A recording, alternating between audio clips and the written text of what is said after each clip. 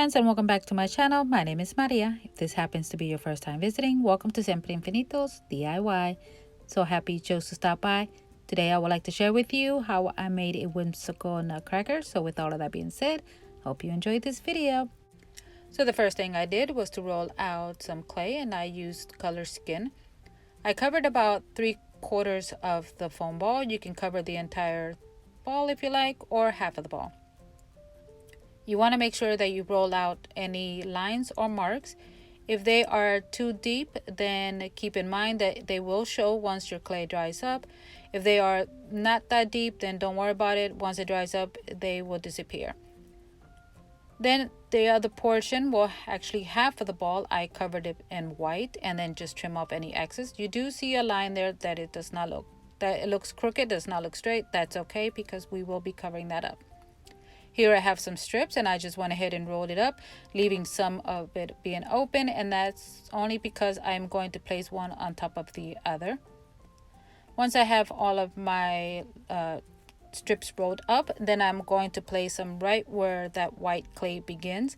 This is why I don't care if the line is straight going all the way around. The other reason why I wanted to add clay, white clay, on half of it where it's going to be mimicking his hair is just in case when the clay dries and expands and there happens to be gaps, you will not see the foam. Instead, you will be seeing the white clay. This way it will not be so noticeable. I am going to add the hair all the way around, and I believe I added between 6 to 7 pieces of strips of hair. This portion is going to be the bottom or the upper body, and this part is optional. I chose to cover it up because I did not want to see it, and the same thing that I did with his head I am going to do with the bottom portion, well, the upper body. Once I cut off my excess, I went ahead and make sure that I tried to roll out any lines or marks in there. If the lines or any deep marks are on the side where you're going to be placing his arms, that is fine. Don't worry about it because it will be covered. But whatever you're going to choose to be the front and the back, make sure there's no lines or any marks, because again, once it dries up, they will be showing. So here I chose to go with pink for his upper shoulders, and then upper arms, and then the rest of his arm is going to be blue. I used a clear block because I wanted to make it look squared off, if that makes any sense. And this is also to help me, so when I place his head, it will be even flat on top of his neck and not be tilted to the side. Alright friends, so I just want to go off subject. I'm sure most of you already noticed that I reached my 1,000 subscribers goal. I am so excited, and that only means that it's time for a giveaway. I am going to be choosing 2 lucky subscribers. I'm going to email them each a $50 gift card to Amazon.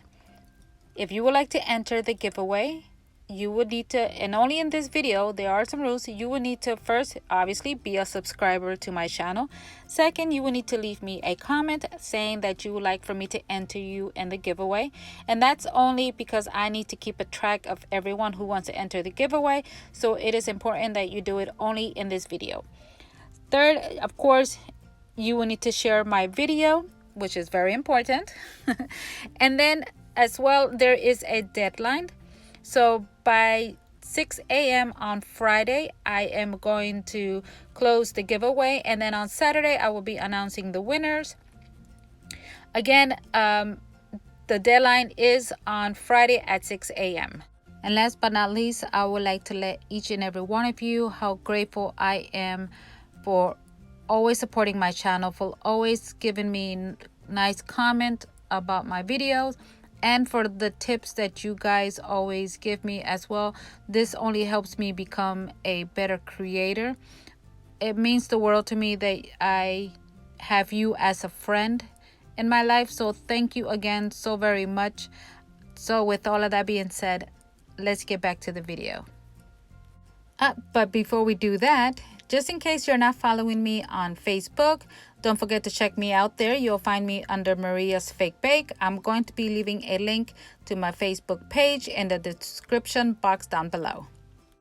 Okay, so his nose, all I did was just do a little teardrop. I made sure that it was the perfect size. I did not want it to be too big nor too small. Now I'm going to be doing his mustache, and I made sure that both strips were the same length. And then I just tried to do like almost an S shape. So I just curled the ends and then the going up, and then the other ends I try to go down both of them. This way they will be kind of even and almost giving me that little curvy shape. I use my knife and I just to make little lines, try to give it more of a realistic mustache look there. So now that he's starting to shape a little bit more like a nutcracker, I am going to continue to do his beard.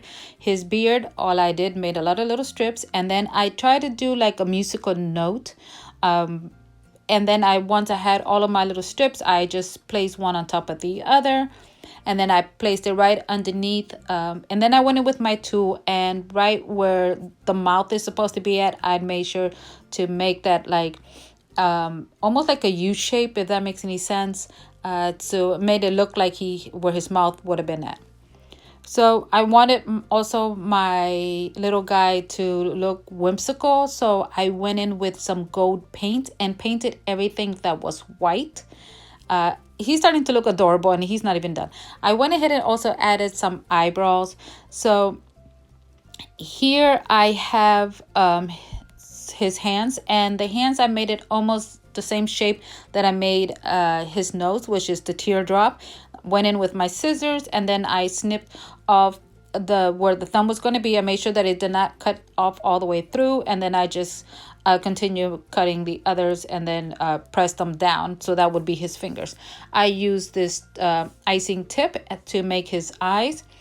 I made sure that the ends was that the end of the tip was a circle. I think it was a number 3. I will be adding in the description box down below everything that I use and where I got them from, in case you don't have it. You can just go in there and that should help you. And so here is some beads. Now these are flat beads that I also got off of Amazon, and again, because I wanted him to be whimsical, and he does not look like the previous nutcracker that I showed you, which is a chef. Him, I wanted to be a little different. I want him to almost look like he's one of the guard nutcrackers. So I just looked to see which would have been the better bead for his size, and went ahead and glued those down. And then I made a little strips, also, and added some paint on that as well. So now I'm going to be working on his hat. Now I went ahead and wrote out, I forgot what the measurements, but I will be writing them down for you. And I made sure also that the clay was not too thin and just a little too thick, a little bit thick, as you can see right there how thick it was. And then I just went ahead and just, this was really easy. Just placed it around, and then right with the clay connects the both ends, I just try to smooth that out as much as I could, not pressing too hard, because otherwise I would have not dented, but like it would have been bending, and it would have just almost started looking like the cook's hat. So I was just very careful. I also did, which I did not show you here, I did wet the clay with my fingers, and then that helped me rub those two clays in together to get them from pulling apart, if that makes any sense. So the top of the hat, because it was going to be showing where you can see where I added both clays together, both pieces, I went ahead and added a white strip going all the way around, because I also wanted some gold, on his hat, and that actually did help. And then I wanted there to be a strip where you're going to see where I'm adding the blue part. That I went ahead and just rolled out a strip of white clay, and then I made almost like a braid, and I just went ahead and added that, so you will not see where one clay ends and the other color begins. Then I wanted my his hat to have more of a cute design. I was thinking at first to adding some beads, but I thought that maybe the beads on his chest would have been enough. I didn't want to overpower it either, if that makes any sense. So I have this mold that I got from Timu, and which I'll also be leaving it in the description box down below. And I just went ahead and add a little bit of clay in there, and then just added that right in the center of his hat.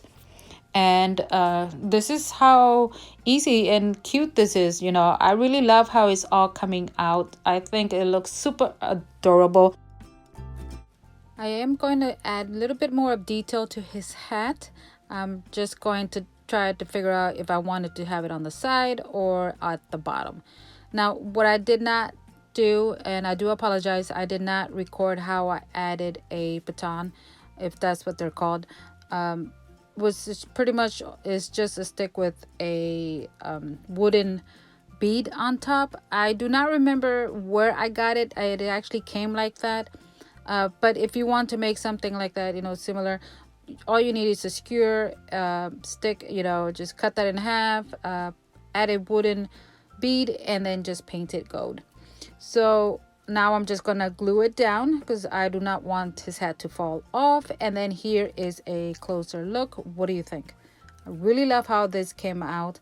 I'm thinking about making one more. I love that detailed on the hat. I'm so glad that I chose not to go with the beads. Well, my friends, this is the end of the video. Thank you so much for stopping by. Do not forget the giveaway on this coming Saturday. I will see each and every one of you there. Hope to see each and every one of you there. And until the next time, my friends, stay safe, be kind. Bye.